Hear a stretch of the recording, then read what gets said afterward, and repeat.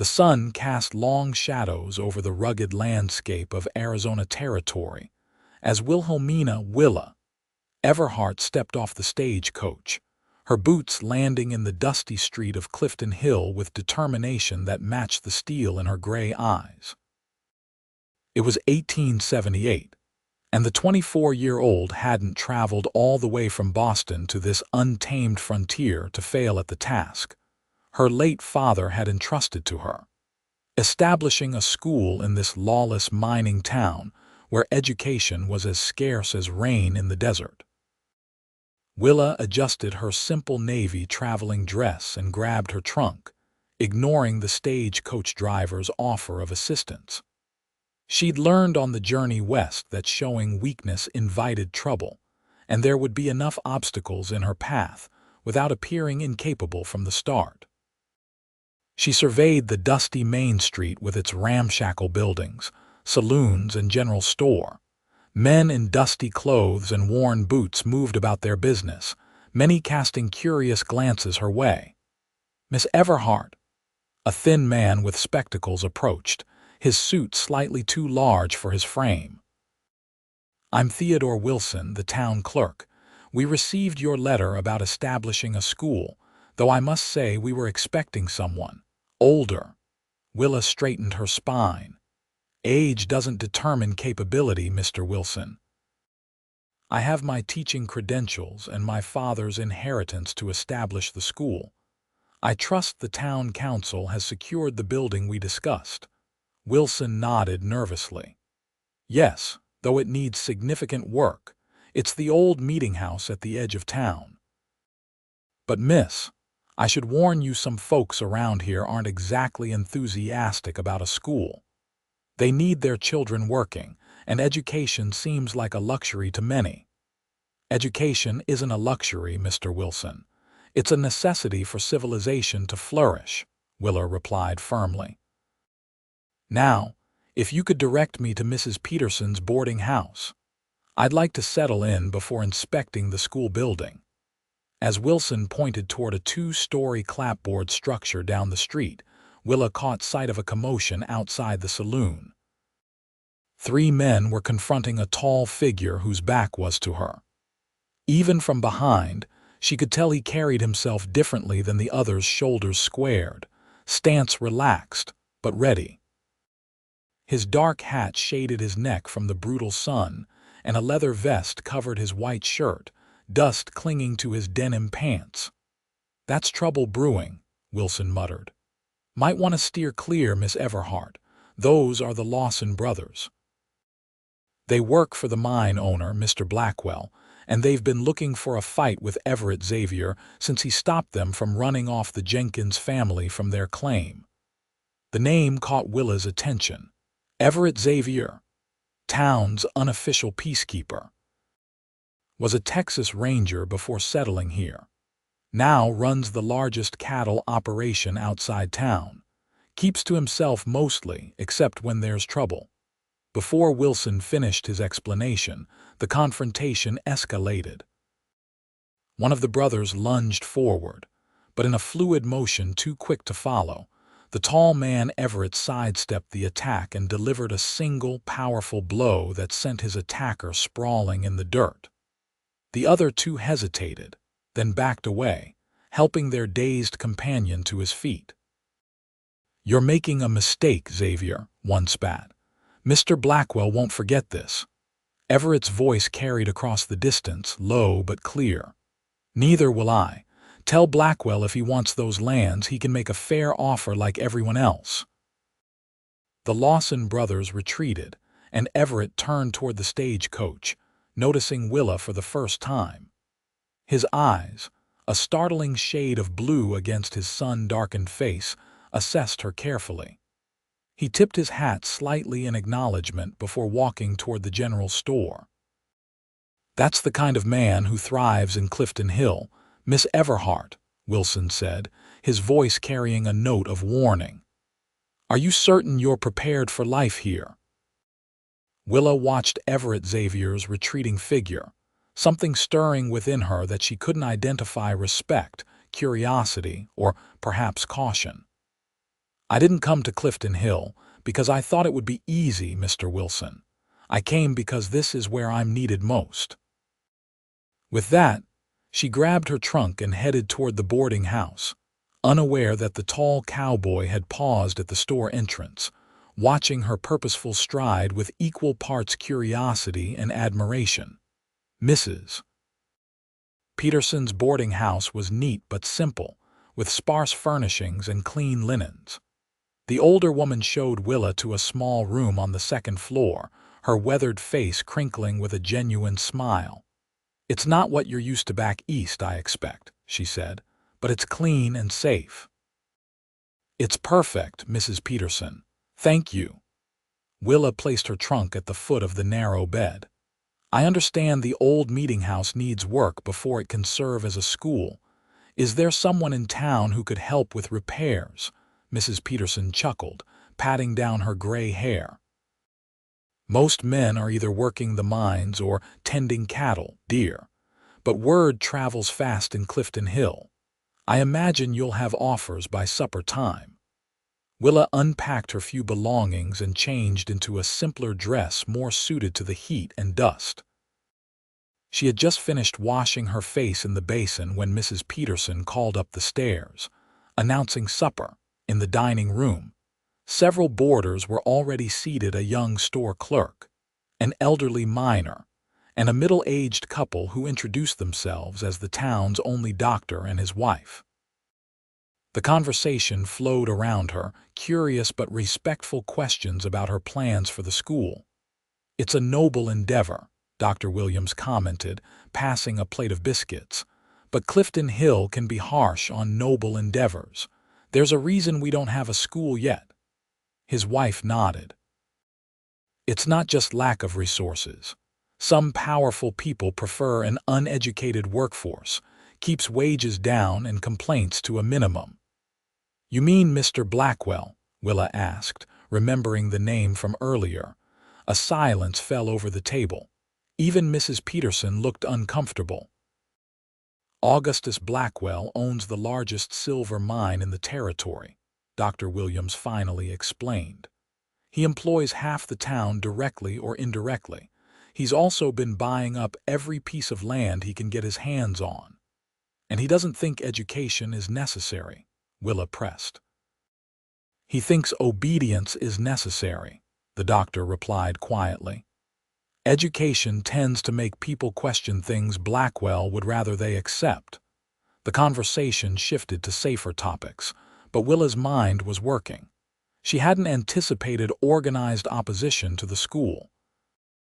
Her father's letters had mentioned difficulties: lack of resources, the transient nature of frontier populations, but not deliberate obstruction. After dinner, despite Mrs. Peterson's warnings about walking alone after dark, Willa decided to at least view the exterior of the meeting house. The night air was cool after the heat of the day, stars blazing overhead in a way she'd never seen in Boston. Clifton Hill was relatively quiet, though light and raucous laughter spilled from the saloon. She found the old meeting house easily enough: a simple rectangular building with boarded windows and a sagging porch. Even in the dim light, she could see it needed significant work. The roof appeared sound, but the steps were rotting, and who knew what condition the interior was in. "It's not as bad as it looks."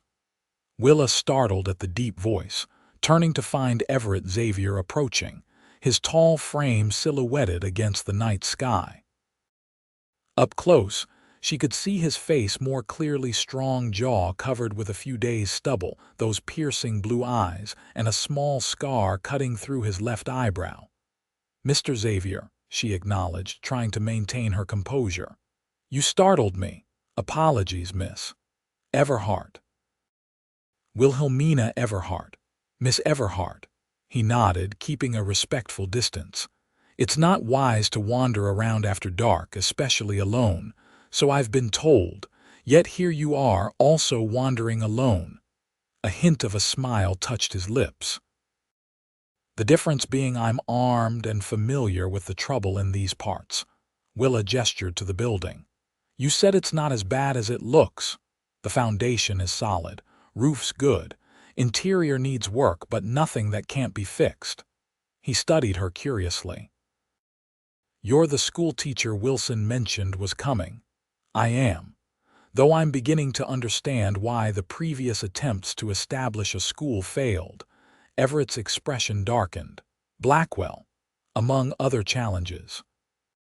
She turned fully toward him, noting how he kept his right hand close to the pistol at his hip, his eyes constantly scanning their surroundings. Mr. Wilson mentioned you were once a Texas Ranger. That was another life. His tone made it clear the subject wasn't open for discussion. Well, Mr. Xavier, I appreciate your concern, but I should return to the boarding house. I'll walk you back. It wasn't a request. They walked in silence for several moments before Willa spoke again.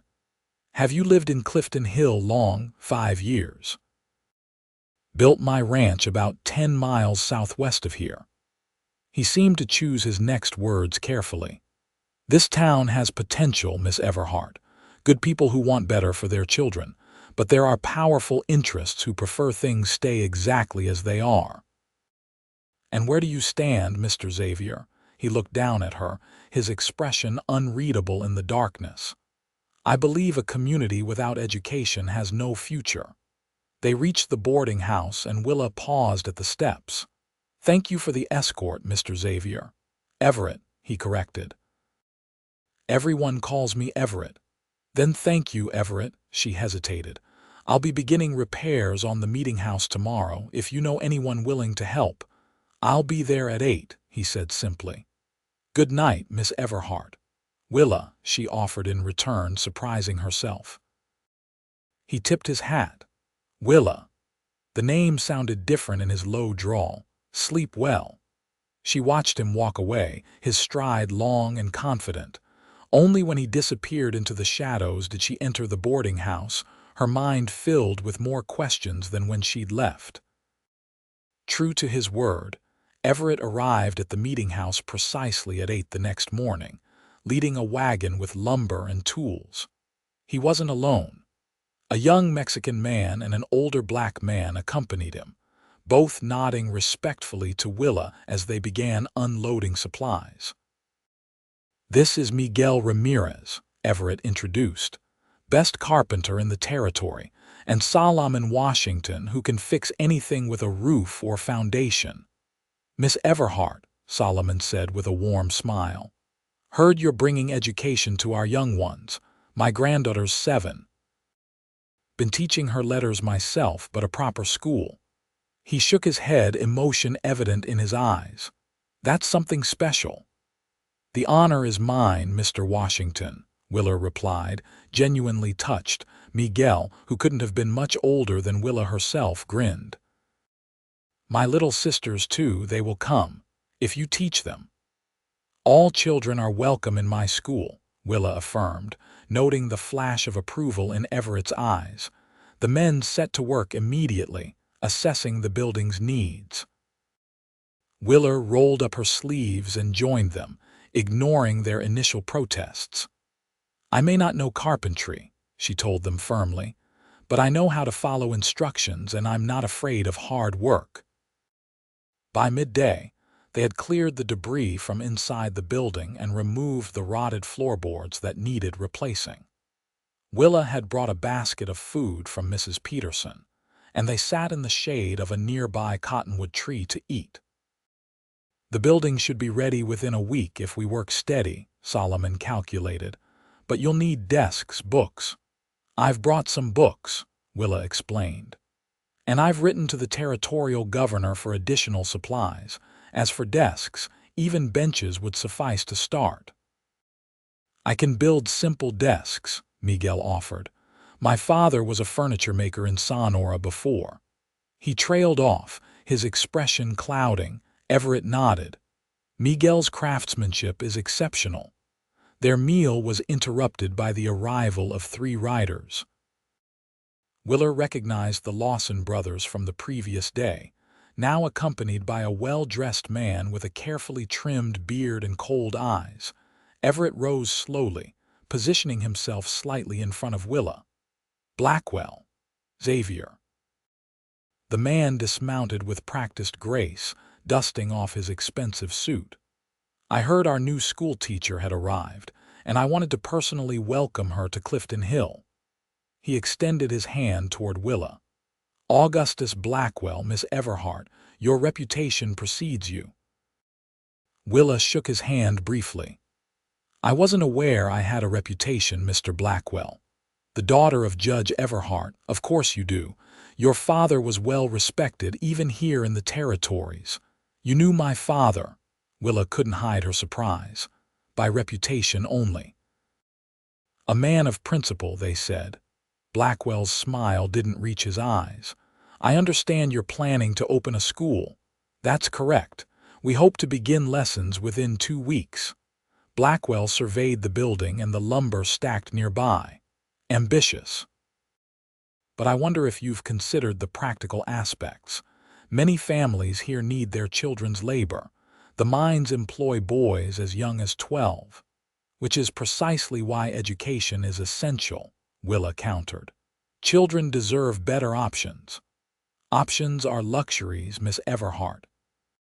Survival is the priority."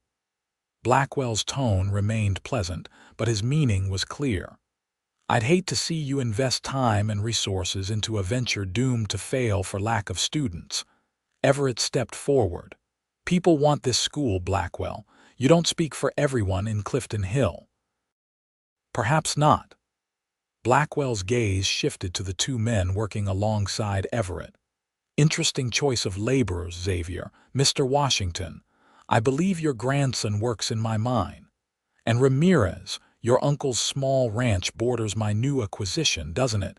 The threat was thinly veiled. Solomon's face remained impassive, but Miguel's hands clenched into fists. "Is there something specific you wanted, Blackwell?" Everett asked, his voice dangerously calm. "Merely to offer my assistance to Miss Everhart." Blackwell turned his attention back to Willa. "The territorial governor is a personal friend. If you need anything for your school, I'd be happy to write to him on your behalf." "Thank you, but I've already contacted the governor's office," Willa replied coolly. "As you wish." Blackwell mounted his horse with the same practiced ease.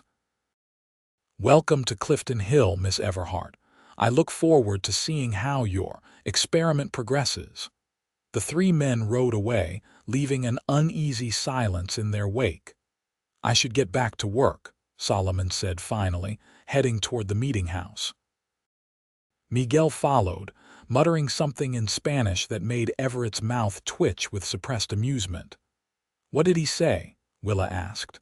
"Trust me, you don't want to know." Everett's expression grew serious. "Blackwell doesn't make social calls, Willa.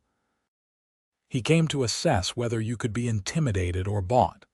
And his conclusion, I'd say he's still deciding." Everett studied her face.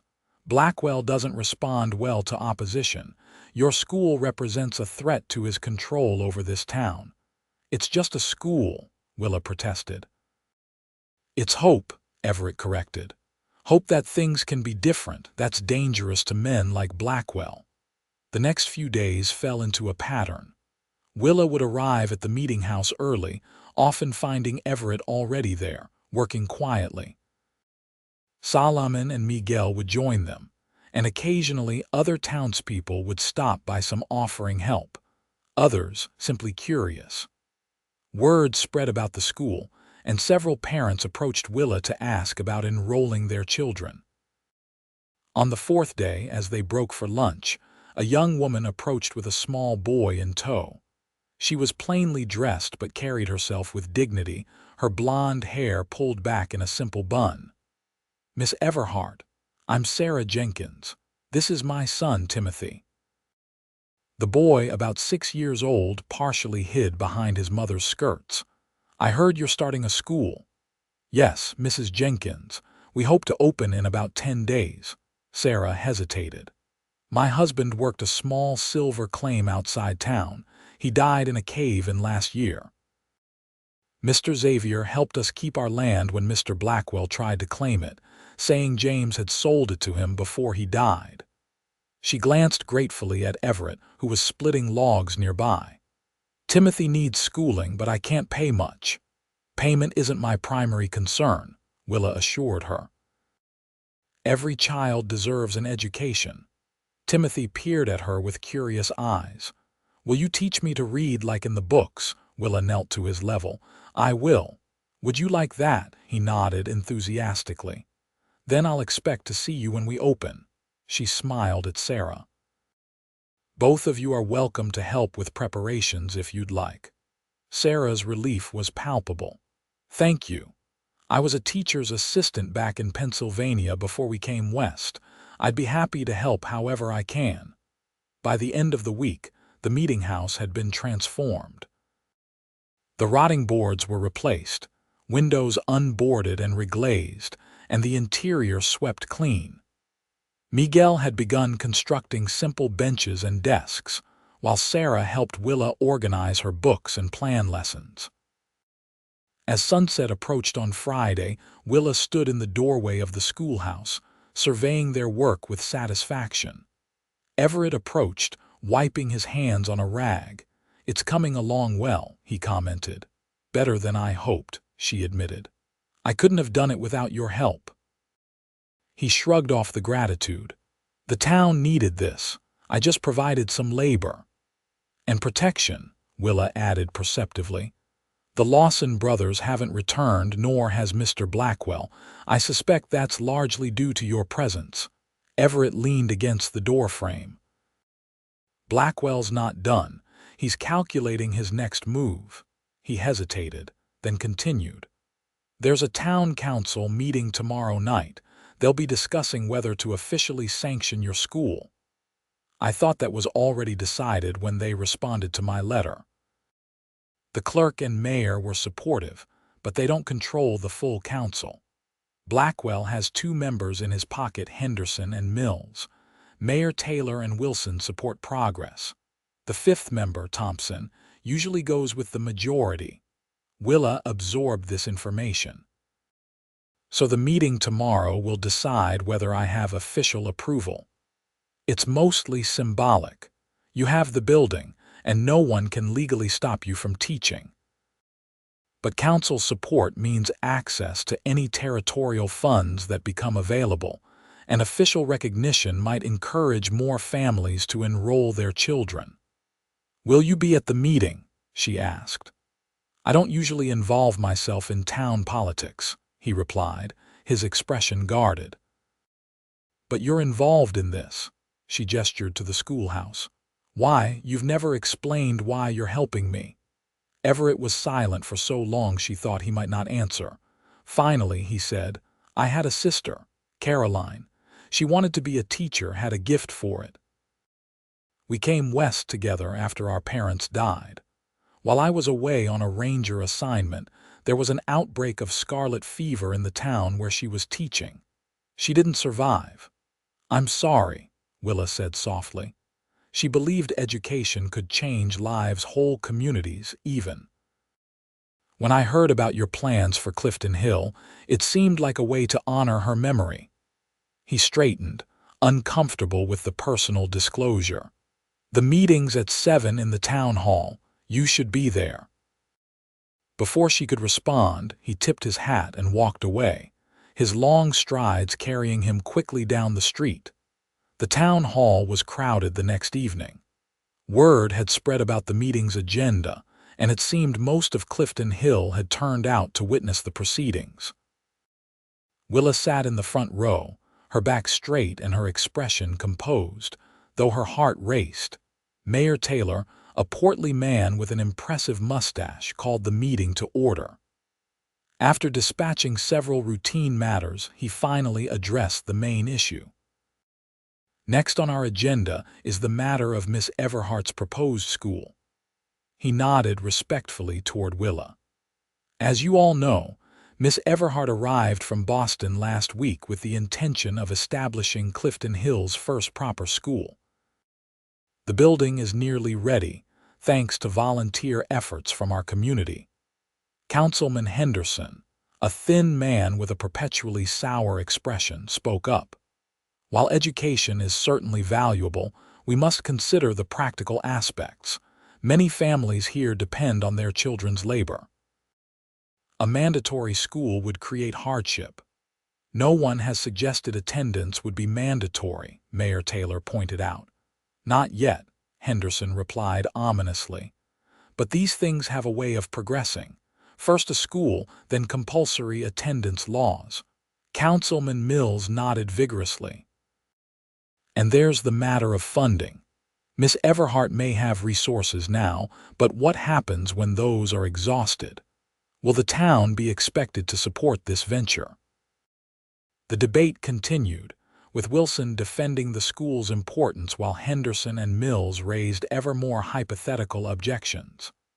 Thompson, the swing vote, remained silent, his expression thoughtful. From her seat, Willa could see Blackwell seated near the back, watching the proceedings with an air of detached amusement. The Lawson brothers flanked him like loyal dogs. Just as Mayor Taylor was preparing to call for a vote, the door opened, and Everett Xavier entered. A murmur went through the crowd as he made his way to the front, his presence commanding attention without effort. "Mr. Xavier," Mayor Taylor acknowledged, surprised. "Did you wish to address the council?" Everett nodded, removing his hat. "I did." He turned to face the assembled townspeople rather than the council. "Most of you know I don't involve myself in town matters unless necessary. I believe this qualifies." He surveyed the room, his gaze lingering briefly on Blackwell before continuing. "Clifton Hill stands at a crossroads. We can remain what we are, a mining town with a limited future, or we can build something that lasts beyond the silver in those hills." "Poetic, Xavier," Henderson interrupted sarcastically, "but hardly practical." "Practical," Everett's voice hardened. "Let me speak of practical matters. When the silver runs out, and it will, what happens to Clifton Hill? What happens to your businesses, your homes, your futures? Without education, without skills beyond mining and ranching, this town dies." He gestured toward Willa. "Miss Everhart offers our children opportunities many of us never had. She asks for nothing in return except our support. I've pledged 20 head of cattle from my herd to be sold, with proceeds going to the school's continued operation." This announcement caused another ripple of surprise. 20 head of cattle represented a significant donation. "Furthermore," Everett continued, "I propose that those who benefit directly from Clifton Hill's prosperity, mine owners included, contribute a small percentage of their profits to ensure the school's future." Blackwell rose from his seat, his face flushed with anger. "You have no right to suggest how I should spend my money, Xavier. I have every right as a citizen of this territory to advocate for its future," Everett replied calmly. "Education benefits everyone, Blackwell, even you. Educated workers are more productive, more innovative. Unless, of course, your concern is that educated people might be harder to exploit." The room fell silent at this direct challenge. Blackwell's eyes narrowed dangerously, but before he could respond, Thompson cleared his throat. "I've heard enough," the councilman said. "Mr. Xavier makes a compelling point about our town's future. I move that we officially sanction Miss Everhart's school and establish a small tax on mining and commercial operations to supplement its funding." "Second," Wilson said quickly. Mayor Taylor called for the vote. Thompson's support swung the decision in favor of the school, 3 votes to 2. Blackwell stormed out, the Lawson brothers in his wake, but not before casting a venomous glance at both Everett and Willa. The rest of the crowd broke into discussions, many approaching Willa with congratulations or questions about enrollment. When she finally made her way outside, she found Everett waiting, leaning against the hitching post. "That was quite a speech," she said, pulling her shawl tighter against the evening chill. "I meant every word." His eyes reflected the light from the town hall's windows. "Blackwell won't take this lightly, I know, but it was worth it." She studied his face in the dim light. 20 head of cattle is a generous donation, Everett. The school needs security. One-time donations won't provide that. They walked in companionable silence toward the boarding house. As they approached, Everett spoke again. "There's a social gathering tomorrow night at the Jenkins place. Nothing formal, some music, dancing, food. Sarah mentioned she'd invited you." "She did. I told her I would attend." He nodded, seemingly satisfied. "Good. It'll give you a chance to meet more families in a less formal setting than a town meeting." As they reached the boarding house steps, Willa turned to face him. "Will you be there?" A hint of a smile touched his lips. "I might make an appearance. Then I'll look forward to it." She climbed the first step, then paused. "Thank you, Everett. Not just for tonight, but for everything these past days. You're bringing something valuable to Clifton Hill, Willa, something it desperately needs." His voice dropped lower. "Something I didn't realize I needed to see happen until you arrived." With that cryptic statement, he tipped his hat and walked away, leaving Willa to wonder at the growing connection between them. The Jenkins homestead was modest but welcoming, with lanterns strung between posts and a cleared area for dancing. A fiddler and a man with a guitar provided music, while tables laden with food lined one side of the yard. Children darted between adults, their laughter adding to the festive atmosphere. Sarah greeted Willa warmly, introducing her to neighbors and friends. The reception was mixed, some warmly enthusiastic about the school, others politely reserved, clearly waiting to see if her venture would succeed before committing their support. Timothy Jenkins proudly showed Willa the small wooden horse Everett had carved for him. "Mr. Xavier says I can come see his ranch sometime and ride a real horse," the boy explained excitedly. "That sounds wonderful," Willa replied, surprised by this glimpse of Everett's gentler side. "He's good with children," Sarah observed, following Willa's gaze. "People underestimate him because he's quiet, but there's a depth to him that few bother to discover." As the evening progressed, Willa found herself enjoying the simple pleasures of community good food, lively music, and genuine conversation. She was in the middle of explaining her teaching philosophy to a curious mother when a subtle shift in the atmosphere alerted her to Everett's arrival. He stood at the edge of the gathering, speaking quietly with Solomon in Washington. He'd clearly made an effort with his appearance. His usually dusty clothes were clean, his dark hair neatly combed, though still slightly too long by Eastern standards. When their eyes met across the yard, something unspoken passed between them. He nodded in acknowledgement, a gesture she returned with a smile later as the fiddler struck up a lively tune and couples began to dance. Everett approached her. "May I have this dance, Miss Everhart?" he asked formally, extending his hand. "I'd be delighted, Mr. Xavier." She placed her hand in his, noting the contrast between his sun-roughened skin and her paler complexion. He led her into the dance with surprising grace for a man of his size. His hand at her waist was respectful but firm, guiding her through the steps with confidence. "You dance well for a cowboy," she teased gently. "My mother insisted on lessons," he admitted, a rare smile lighting his features. "Said no son of hers would stomp around like a buffalo at social gatherings. A wise woman, she was." His expression grew more serious. "You've made quite an impression on Clifton Hill in just a week, Willa. For better or worse. Mostly better, I'd say. Though Blackwell might disagree." As they continued dancing, Willa became increasingly aware of Everett's physical presence, the subtle pine scent of his soap, the way his eyes crinkled slightly at the corners when he smiled, the steadiness of his hand at her waist. When the music ended, he didn't immediately release her. Would you like to step outside for some air? It's getting crowded in here." She nodded, and he led her to a quiet spot near a gnarled old oak tree where the sounds of the gathering were muted but still audible. The night was clear, stars scattered across the dark sky like diamonds on velvet.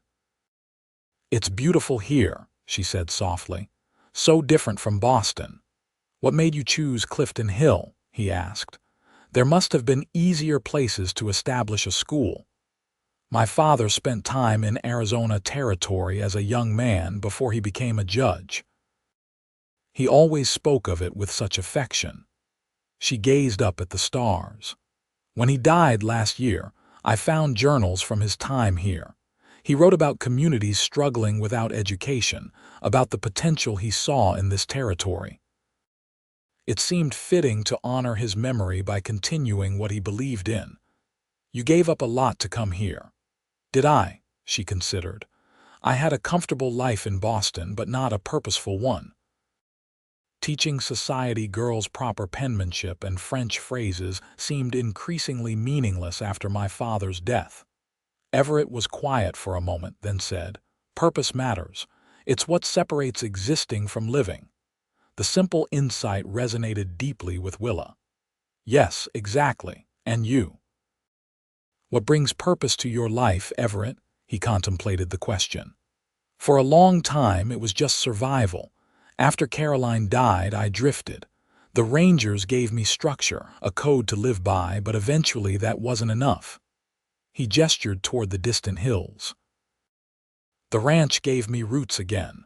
Building something, tending the land, watching things grow, there's meaning in that." "And now the school," she added.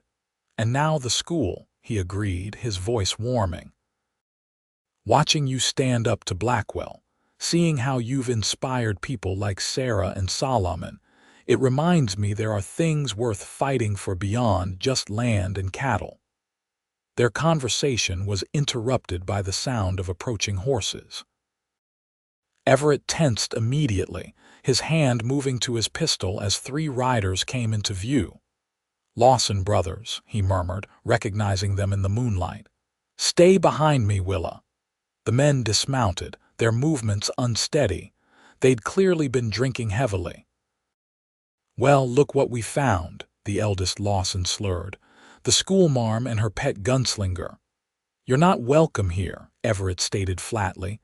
"Ride on." "Free country, ain't it?" another brother challenged. "Maybe we came for some dancing and socializing." "You came looking for trouble," Everett countered. "And you found me instead. Last chance ride away now." The third brother, the youngest but largest, stepped forward aggressively. "Blackwell says you're getting above yourself, Xavier. Says that school's going to cause nothing but problems." "Then Blackwell should come say so himself, not send his drunken errand boys." This insult was too much for the brothers. The youngest lunged at Everett, who sidestepped the attack and delivered a powerful blow to the man's midsection, doubling him over. The other 2 rushed forward together. Despite the odds, Everett moved with practiced efficiency, his movements economical and precise. He blocked a wild swing from the eldest brother, countering with a strike that sent the man sprawling. The middle brother managed to land a glancing blow before Everett's fist connected with his jaw, dropping him beside his sibling. The commotion drew attention from the gathering. Several men rushed over, including Solomon and Miguel, who positioned themselves protectively near Willa. "Get these fools out of here," Everett directed, his breathing only slightly elevated despite the exertion. And someone informed the sheriff they were threatening the social. As the Lawson brothers were escorted away, Everett turned to Willa, his expression concerned. "Are you all right?" "I'm fine," she assured him, though her heart was racing. "What about you?" He flexed his hand. "Nothing serious." Despite her protests that the evening needn't end on this sour note, Everett insisted on escorting Willa back to town. They rode on his horse, Willa seated before him, his arms around her to hold the reins. The closeness was both improper and thrilling, his solid presence at her back a reminder of his protective nature. "Blackwell's escalating," Everett observed as they rode. The Lawsons wouldn't have dared something so public without his explicit approval. What does he hope to accomplish? Frighten me into leaving, possibly, or provoke me into doing something that would discredit us both. They reached the boarding house too quickly for Willa's liking. Everett dismounted first, then reached up to help her down, his hands lingering at her waist a moment longer than strictly necessary. "I'll speak with the sheriff tomorrow," he said. "He's not in Blackwell's pocket, but he's hesitant to challenge him openly. This can't continue, Everett." Confrontation isn't the answer for either side. He nodded thoughtfully. "Perhaps it's time I had a direct conversation with Blackwell, clear the air. That could be dangerous. So is letting this situation fester." He studied her face in the moonlight. "The school opens in 3 days. Between now and then, I'll try to ensure Blackwell understands that opposing you means opposing the entire community." "Not just me?" she asked, hearing something personal in his tone. "Not just the school," he clarified, his voice dropping lower. "You, Willa. I find myself increasingly concerned with your safety and happiness." The admission hung in the air between them, weighted with unspoken implications. "I should go in," she said finally, reluctant to end the moment but mindful of propriety. "Of course." He stepped back, creating proper distance between them. "Good night, Willa." "Good night, Everett. Thank you for the escort." She watched him ride away, her thoughts in turmoil. In just over a week, this man had become important to her in ways she hadn't anticipated. His strength, his principles, his unexpected gentleness all combined to create an attraction she could no longer deny, even to herself. The next morning brought unexpected news. Sheriff Patterson arrived at the boarding house during breakfast, asking to speak with Willa privately. "Miss Everhart," he began once they were seated in the small parlor, "there's been an incident at the schoolhouse overnight." Alarm coursed through her. "What kind of incident?" "Vandalism." The sheriff's weathered face was grim. "Someone broke windows, damaged the new desks, scattered your books." "I've got men there now, assessing the damage." "The Lawson brothers," Willa concluded immediately. "Most likely, though there's no direct evidence. They were thrown out of the saloon around midnight for fighting, plenty drunk and angry." He cleared his throat uncomfortably. There was also a message painted on the wall. "Go back east," not very original, but the meaning's clear enough. Willa stood, her hands trembling slightly with anger rather than fear. "I need to see the damage. Miss Everhart, perhaps you should wait until—" "I need to see it, Sheriff. Now." When they arrived at the schoolhouse, Willa was struck by the senseless destruction. Windows shattered, books torn and scattered, desks overturned and hacked with what must have been an axe. And there on the far wall in crude red letters, the message the sheriff had described. Miguel and Solomon were already there, silently salvaging what they could. Miguel's face was thunderous as he carefully collected pieces of the desks he had crafted. "I can repair them," he told Willa, determination in every line of his body. "It will take time, but they can be fixed." "And we'll replace the windows," Solomon added. "This changes nothing, Miss Everhart. The school will open." Willa was touched by their resolve. "Thank you both." The sheriff shifted uncomfortably. "Miss Everhart, I understand your determination, but this is clearly a warning. Perhaps delaying the opening would be wise, just until tensions cool." "Delaying would be surrendering," she replied firmly. "We open as planned." "Have you seen Everett this morning?" Solomon asked the sheriff. "No, and that's probably for the best. Xavier's got a temper when pushed, and this would certainly qualify."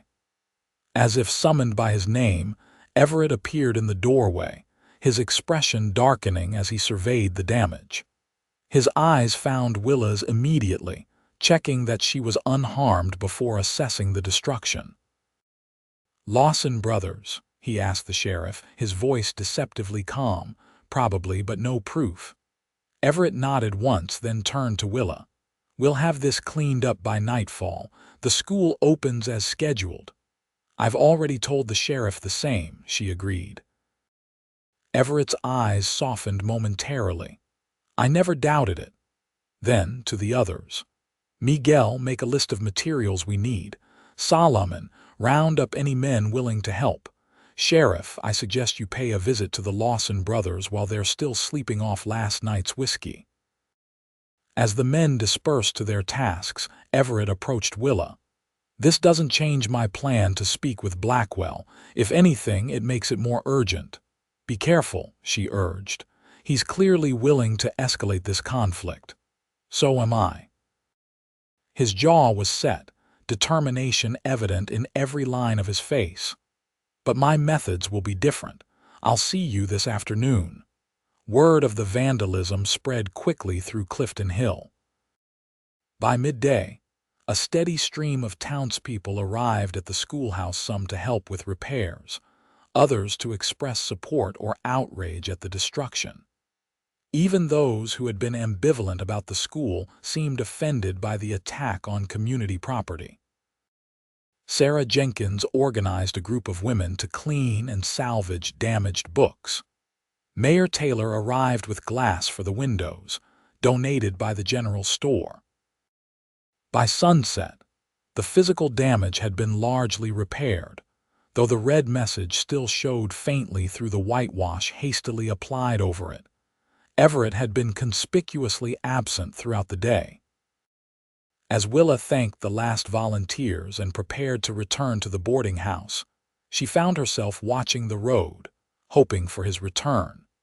She was nearly back to Mrs. Peterson's when she spotted him riding toward town, his expression unreadable in the fading light. He dismounted when he saw her, leading his horse the remaining distance. "How did it go?" she asked without preamble. Blackwell was receptive. Something in his tone made her suspicious. "Receptive how?" Everett sighed. "I made him an offer he couldn't refuse. I've agreed to sell him the southeast section of my ranch land he's wanted for water access. In exchange, he'll publicly support the school and ensure the Lawson brothers cause no further trouble." Willa was stunned. "You sold part of your ranch for the school?" "For peace in Clifton Hill," he corrected, though his eyes told a different story. "The land matters less to me than I thought. Everett, I can't let you make that sacrifice. It's already done." He offered a small smile. "Besides, it's good business. I extracted a fair price, and Blackwell values the deal enough to keep his word. He's a businessman first, vindictive second." Willa was speechless, overwhelmed by what this man had done for her, for the school and community, but also, she suspected, for her personally. "Walk with me," he suggested, gesturing toward the small church garden where they might speak privately. In the quiet garden, with only the first stars as witnesses, Everett finally spoke what had been building between them. "I didn't expect you, Willa Everhart," he said softly. "When you stepped off that stagecoach, I saw another Eastern idealist who'd break against the realities of frontier life. I was wrong." "And what do you see now?" she asked, her voice barely above a whisper. "I see a woman of extraordinary courage and conviction. Someone who fights for what matters without compromise." He took a step closer. "I see someone who's awakened parts of me I thought long dead." "Everett, let me finish, please." He took a deep breath. "I'm not a man of many words, but you deserve to hear these. I'm falling in love with you, Willa. It's happened so quickly it should frighten me, but instead it feels like the most natural thing in the world, like something I've been waiting for without knowing it." The confession hung in the air between them, honest and vulnerable from a man who rarely revealed his inner thoughts. "I know it's soon," he continued when she remained silent. "I know you came here for the school. Not for Willa closed the distance between them, pressing her fingers gently against his lips to stop his words. I came here for purpose, Everett. I found it in the school, yes, but also in you. She lowered her hand, her eyes holding his. I'm falling in love with you too. The admission seemed to release something in him. With exquisite gentleness, he cupped her face in his hands and lowered his lips to hers. The kiss was tender, tentative at first, then deepening as she responded, her hands coming to rest against his chest. When they finally parted, both slightly breathless, Everett rested his forehead against hers. This territory is still wild in many ways, Willa. Building a life here won't be easy. The worthwhile things rarely are, she replied, her heart full. But we'll build it together, the school, the community, whatever comes next. Whatever comes next, he echoed, sealing the promise with another kiss. The school opened as scheduled 3 days later. 27 students of varying ages filed into the restored building, their faces a mixture of excitement and apprehension. Willa stood at the front of the room, watching as they found seats at the repaired desks. Blackwell had kept his word, publicly endorsing the school at Sunday's church service. The Lawson brothers had been conspicuously subdued, even nodding respectfully when they passed Willa on the street. Whatever Everett had said to Blackwell had apparently been effective. As Willa prepared to begin the first lesson, she noticed Everett standing in the doorway, watching with quiet pride. Their eyes met briefly, a private moment of understanding passing between them before he tipped his hat and departed, leaving her to her calling while he returned to his. Over the following weeks, the school flourished. Word spread to outlying farms and ranches, bringing more students. Willa implemented an evening program for adults wishing to improve their reading and arithmetic, which proved surprisingly popular among the miners and ranch hands. Her relationship with Everett deepened as autumn progressed. They spent evenings planning both for the school's future and, increasingly, their own. His quiet strength complemented her determined spirit, while her vision inspired his protective nature. In late October, as golden leaves drifted from the cottonwoods and the first cool winds promised winter, Everett took Willa to his ranch for the first time. The main house was larger than she'd expected, built of solid timber with a wide porch wrapping around 3 sides. Gardens, now mostly harvested for the season, stretched behind the house, and beyond them pastures rolled toward distant hills. "It's beautiful," she said as he helped her down from the buggy. "It's home," he replied simply. "Or it could be." The implication was clear in his eyes as he led her inside, showing her through rooms filled with sturdy, well-crafted furniture. The house was masculine, but not unwelcoming. Large windows brought in ample light, and the kitchen was surprisingly well-equipped. "Caroline helped design it," he explained as they settled on the porch with coffee. "She always said a home should be practical without sacrificing beauty." She was right.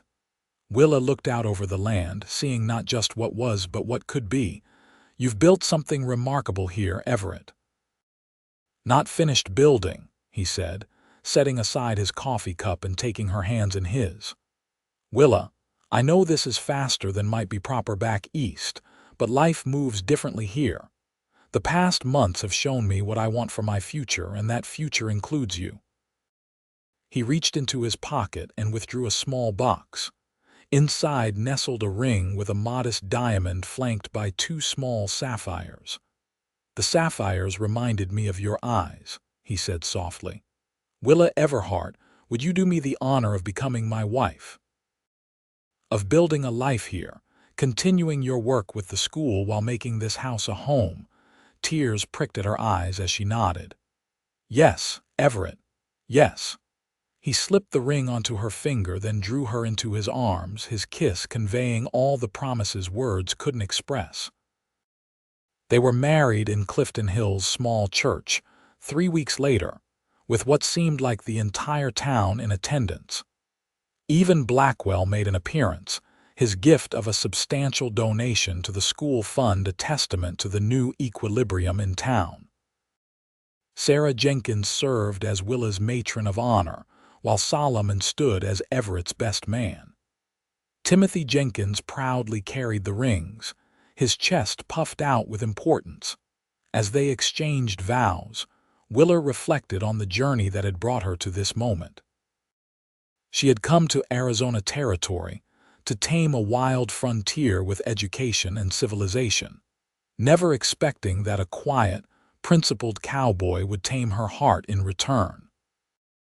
The irony wasn't lost on her, nor was the perfection of their partnership, each bringing different strengths, each making the other more complete. The wedding celebration continued well into the night, with dancing and feasting under stars that seemed to shine especially bright. As Everett led his bride in a dance, he whispered in her ear, "Happy, Mrs. Xavier?" "Completely," she replied, savoring the new name. "Though I may still be Miss Everhart at school." "As long as you're Mrs. Xavier at home," he conceded with a smile. Their honeymoon was a week at a hot springs resort near Tucson, a rare luxury in the territory. Upon their return, they settled into life at the ranch, with Willa riding into town each day to teach while Everett managed his cattle operation. Winter passed in a blur of contentment. The school continued to grow, with Willa training Sarah to assist with the younger children. Everett expanded his business connections, securing contracts that would ensure the ranch's prosperity regardless of Blackwell's influence in the region. Spring brought new beginnings in more ways than one. As wildflowers carpeted the hills surrounding the ranch, Willa shared the news she'd suspected for several weeks. They would welcome a child by late autumn. Everett's reaction was everything she could have hoped: joy, wonder, and a renewed protectiveness that manifested in a flurry of preparations. A nursery was added to the house, furniture crafted by Miguel's skilled hands. Everett insisted on hiring help for the ranch to ensure Willa wouldn't overtax herself with both teaching and household duties. "The school needs you," he said, when she protested that she could manage both. "And our child will need you. Let me provide the support you need to do both well." As her pregnancy progressed, Willa found herself increasingly grateful for his foresight. The growing school demanded more of her energy, and by late summer, she was thankful for the ranch hand's wife who now managed most household tasks. August brought a letter that would further shape their future. The territorial governor, impressed by reports of the Clifton Hill school's success, offered Willa a position on a newly formed education council. The role would involve helping establish standards and secure funding for schools throughout Arizona Territory. "It's an incredible opportunity," Everett said when she showed him the letter. "You could influence education beyond just Clifton Hill." "But the school, Sarah, is nearly ready to take over as head teacher. You've prepared her well, and she has a natural gift." He took her hands, his expression earnest. "This is a chance to expand what you've started, to help other communities establish what we have here." After careful consideration and discussions with Sarah, Willa accepted the position. The timing worked well. She would begin her new duties after the baby was born, and she'd had time to recover. On a crisp November morning, as the first snow dusted the distant mountains, William Everett Xavier entered the world after a difficult but ultimately successful labor. He had his father's blue eyes and his mother's determined expression, a combination that made both parents laugh through happy tears. "He'll be strong-willed," Everett predicted, cradling his son with a tenderness that contrasted with his rugged exterior. "Like his father," Willa teased, exhausted but radiant. "And his mother," Everett countered, leaning down to kiss her forehead. "Thank you for this gift, Willa, for everything you've brought into my life." As winter settled over the ranch, the Xavier family established new rhythms.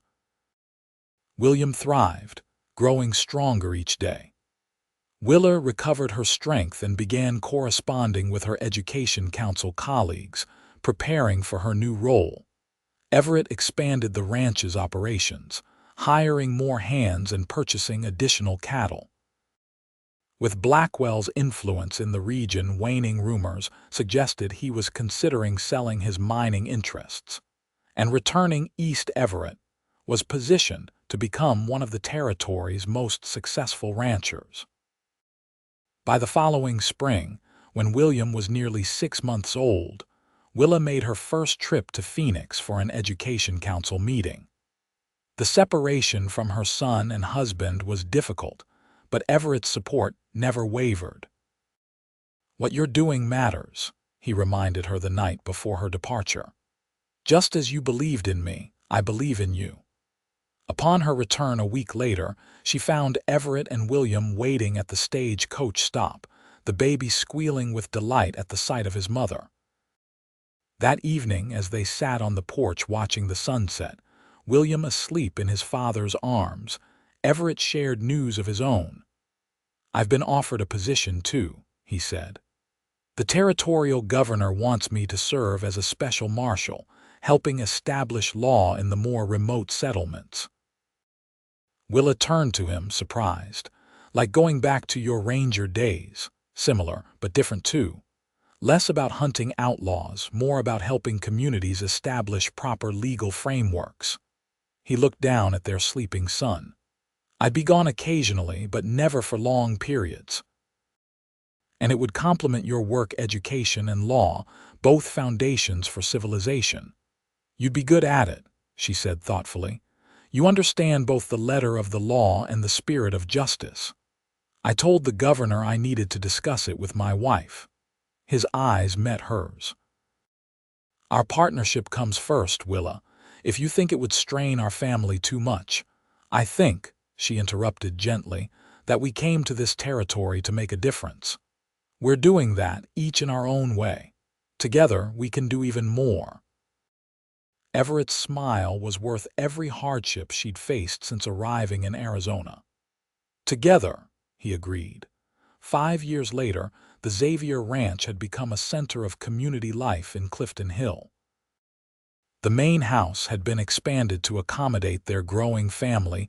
William had been joined by a sister, Caroline Sarah, and the household often included visitors connected to either Willa's education work or Everett's legal duties. The school in town, now run by Sarah Jenkins, who had married Miguel Ramirez the previous year, served as a model for other communities. Willa's work on the Education Council had helped establish schools throughout the territory, with standardized materials and training for teachers. Everett's role as special marshal had evolved into a position advising the territorial government on legal matters affecting rural communities. His fair-minded approach and intimate knowledge of frontier challenges made him particularly effective in resolving disputes that might otherwise have escalated into violence. On the 10th anniversary of Willa's arrival in Clifton Hill, the town held a celebration honoring both the school's success and the broader changes the Xavier family had helped bring about. The once rough mining settlement had transformed into a thriving community with a diverse economy, proper governance, and educational opportunities for all its citizens. As Willa stood beside Everett at the celebration, watching 8-year-old William chase his 3-year-old sister around the town square, she reflected on the journey that had brought them here. "Did you ever imagine this when you saw me step off that stagecoach?" she asked, leaning into his embrace. Everett chuckled, the sound reverberating through his chest against her ear. "I thought you'd last a month before fleeing back east. I'd never been so happy to be wrong." Mayor Taylor approached, interrupting their private moment to present them with a plaque commemorating the school's decade of service. As he spoke of Willa's courage and vision, she squeezed Everett's hand, acknowledging silently that none of it would have been possible without him. Later that evening, as they prepared for bed in their ranch house, Everett pulled her into his arms, his expression suddenly serious. "I've been offered a position on the Territorial Supreme Court," he said without preamble. "It would mean moving to Phoenix." Willa absorbed this news, considering its implications. "Your legal work has been leading in this direction," she acknowledged. "You'd make an excellent judge, Everett. It would mean uprooting our family, changing the children's lives. Your work is here too." She shook her head, smiling. "My work is wherever education needs an advocate. The Education Council is based in Phoenix as well. William is old enough for a more advanced school, and Caroline will adapt quickly." She searched his face. "Is this what you want?" "I want to serve justice as my father did before drink took him," Everett admitted. "I want to ensure the law protects those who need protection most. And yes, I believe I could do that effectively from the bench." "Then we'll go to Phoenix," she said simply. "We'll build a new chapter there just as we built one here." Relief and love washed over his features. "I don't deserve you, Willa Xavier." "Perhaps not," she teased, rising on tiptoes to kiss him. "But you're stuck with me regardless." They moved to Phoenix the following year, establishing a new home in the territorial capital while maintaining the ranch as a retreat and legacy for their children. Everett's judicial career flourished, his reputation for fairness and insight earning him respect throughout the territory. Willa's education initiatives expanded, eventually helping Arizona establish one of the most progressive public education systems in the Western Territories. 20 years after their first meeting, as they celebrated their 19th wedding anniversary, Everett and Willa sat on the porch of their Phoenix home, watching the desert sunset paint the sky in breathtaking colors. "I had a letter from William today," Willa shared, referring to their son who was now studying law at Harvard. "He's considering returning to Arizona to practice after graduation. Says the territory still needs good lawyers who understand both Eastern law and Western realities." "Like father, like son," Everett mused, his hair now silver at the temples but his eyes as piercingly blue as ever. "And Caroline, still determined to become a doctor. The medical college in San Francisco has accepted her application." Pride filled Willa's voice. "She'll be one of only 3 women in her class." Everett nodded, equally proud. "They've both inherited your determination."